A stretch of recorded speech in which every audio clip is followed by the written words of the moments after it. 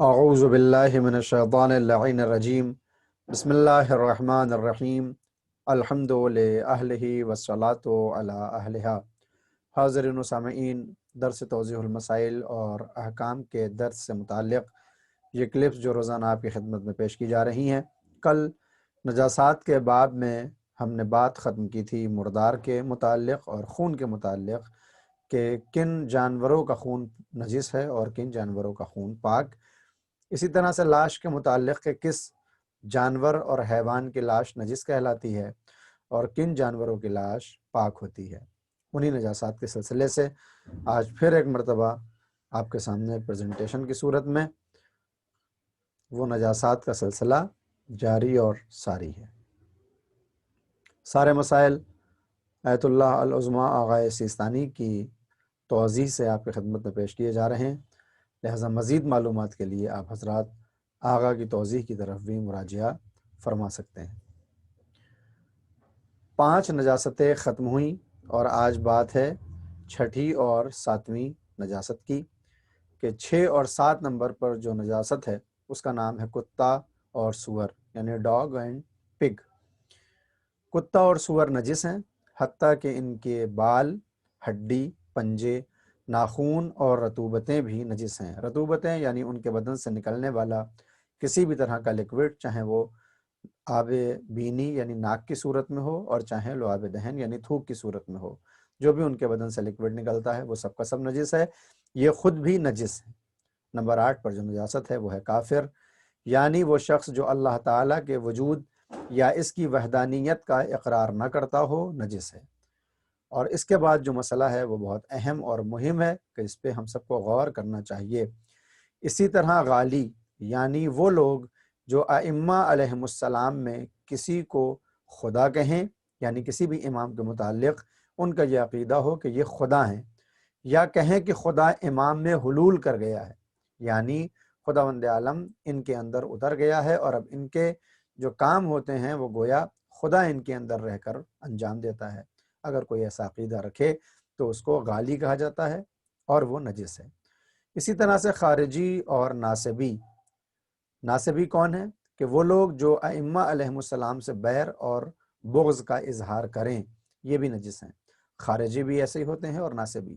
خارجی وہ ہیں کہ جو جنگ نہروان میں مولا کائنات کے سامنے تلوار لے کر آگے تھے، وہاں سے اصطلاح شروع ہوئی اور اسی عقیدے کے ماننے اور جاننے والوں کو خارجی کہا جاتا ہے۔ ناصبی وہ مسلمان ہیں جو اہل بیت یا ہمارے بالخصوص ائمہ سے دشمنی رکھیں اور معاذ اللہ نعوذ باللہ ان کی شان میں کھلے عام گستاخی کریں، تو ایسے افراد کو ناصبی کہا جاتا ہے اور یہ بھی نجس ہیں۔ اسی طرح وہ شخص جو کسی نبی کی نبوت یا ضروریات دین کیا ہے اس کو ہمیشہ کے لیے یاد رکھیں، یعنی دین کی وہ باتیں کہ جو ہر مسلمان مانتا ہے، مثلا نماز، روزہ، حج وغیرہ۔ لہٰذا اگر کوئی انسان 1,24,000 انبیاء میں سے کسی بھی نبی کی نبوت کا انکار کر دے یا ضروریات دین کی کسی بھی چیز کا انکار کرے، یہ جانتے ہوئے کہ یہ ضروریات دین میں سے ہے، منکر ہو، تو وہ بھی نجس کہلاتا ہے۔ غور فرمائیں کہ ہم کو کن کن اشخاص سے اجتناب کرنا ہے۔ کافر کا تمام بدن حتیٰ کہ اس کے بال، ناخون اور رطوبتیں، جو عرض ہوا کہ اس کے بدن سے نکلنے والے کسی بھی طرح کے لکوڈ، سب کے سب نجس ہیں۔ اگر کسی نابالغ بچے کے ماں باپ، دادا اور دادی کافر ہوں تو وہ بچہ بھی نجس ہے، البتہ اگر وہ سوجھ بوجھ رکھتا ہو اور اسلام کا اظہار کرتا ہو تو پاک ہے، لیکن اگر اپنے والدین سے منہ موڑ کر مسلمان کی طرف مائل ہو یا تحقیق کر رہا ہو تو اس کے نجس ہونے کا حکم لگانا مشکل ہے، یعنی اس کو پھر نجس کہنا تھوڑا مشکل ہوگا کیونکہ ابھی وہ تحقیق کر رہا ہے۔ ہاں، اگر اس کے ماں باپ، دادا اور دادی یا ان میں سے کوئی ایک بھی مسلمان ہو تو آگے آنے والے مسئلے میں آنے والی تفصیل کے مطابق وہ بچہ پاک ہوگا۔ اگر کسی شخص کے متعلق یہ علم نہ ہو کہ مسلمان ہے یا نہیں اور کوئی علامت اس کے مسلمان ہونے کی نہ ہو تو وہ پاک سمجھا جائے گا، لیکن اس پر اسلام کے دوسرے احکامات کا اطلاق نہیں ہوگا۔ مثلا نہ ہی وہ مسلمان عورت سے شادی کر سکتا ہے اور نہ ہی اسے مسلمان کے قبرستان میں دفن کیا جا سکتا ہے، کیونکہ مشخص اور معلوم نہیں ہے کہ یہ مسلمان ہے، اگرچہ اس کو پاک جانا جائے گا۔ جو شخص خانوادہ رسالت کے 12 اماموں میں سے کسی ایک کو بھی دشمنی کی بنا پر گالی دے وہ نجس ہے، یعنی جو بہت سے افراد جو شیعہ اثنا اشعری نہیں ہے، اگر وہ ہمارے بقیہ اماموں کو گالی نہیں دیتے دشمنی کی بنا پر تو وہ نجس نہیں ہے، لیکن اگر وہ اپنے اماموں کو مانتے ہوئے بعد والے ائمہ کا انکار کریں اور انکار کے ساتھ ان سے دشمنی کی بنا پر گالیاں بھی دیں تو ایسے وہ افراد بھی نجس کا حکم رکھتے ہیں اور وہ یقیناً نجس ہیں۔ اگلی جو نجاست ہے جس کا تذکرہ ضروری ہے وہ ہے شراب۔ شراب نجس ہے اور احتیاط مستحب کی بنا پر ہر وہ چیز بھی جو انسان کو مست کر دے اور مائع یعنی بہنے والی یعنی لکوڈ ہو نجس ہے۔ صنعتی اور طبی الکوہل کی تمام اقسام پاک ہیں۔ سنی اور طبی یعنی کہ جو پینے کے لیے استعمال نہ ہو بلکہ دواؤں کے لیے، عطر کے لیے یا کسی بھی طرح پینٹ میں ڈالنے کے لیے یا دوسرے معاملات میں جو الکوہل استعمال ہوتی ہے کہ جو پی نہیں جاتی، وہ تمام اقسام پاک ہیں۔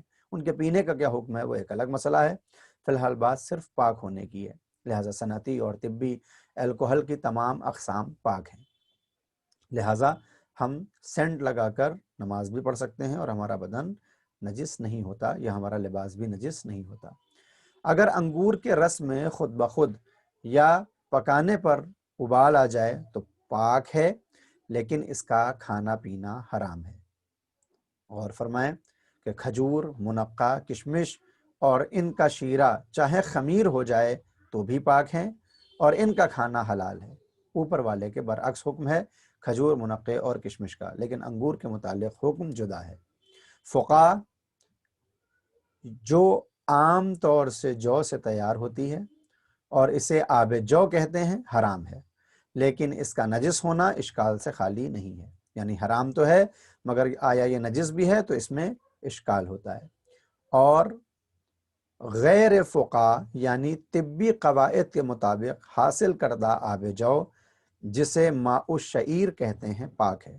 دیکھیں دونوں چیزیں آب جو ہیں، یعنی دونوں چیزیں وہی ہیں جو جو سے بنائی جاتی ہیں، مگر ایک کو آب جو کہتے ہیں کہ جس کا پینا حرام ہے، لیکن اگر طبی قواعد کے مطابق جو کے ذریعے سے کوئی پانی حاصل کیا جائے اور جسے ماء الشعیر کہا جائے وہ پاک کہلاتا ہے۔ اگرچہ ان ساری چیزوں کی ضرورت اس وقت پڑتی ہے کہ جب ہم ان تمام چیزوں کے میدان میں جائیں، کوشش کریں کہ جو شبہات ہیں ان سے ہم اپنے آپ کو بچائے رکھیں تاکہ دین اور شریعت پر عمل کرنے کی جزا خداوند عالم ہم کو مرحمت فرماتا رہے۔ دعا ہے خداوند عالم سے کہ آل محمد کے صدقے میں ہم سب کو دین کی صحیح باتوں پر عمل کرنے کی توفیق مرحمت فرما۔ وآخر دعوانا ان الحمد للہ رب العالمین۔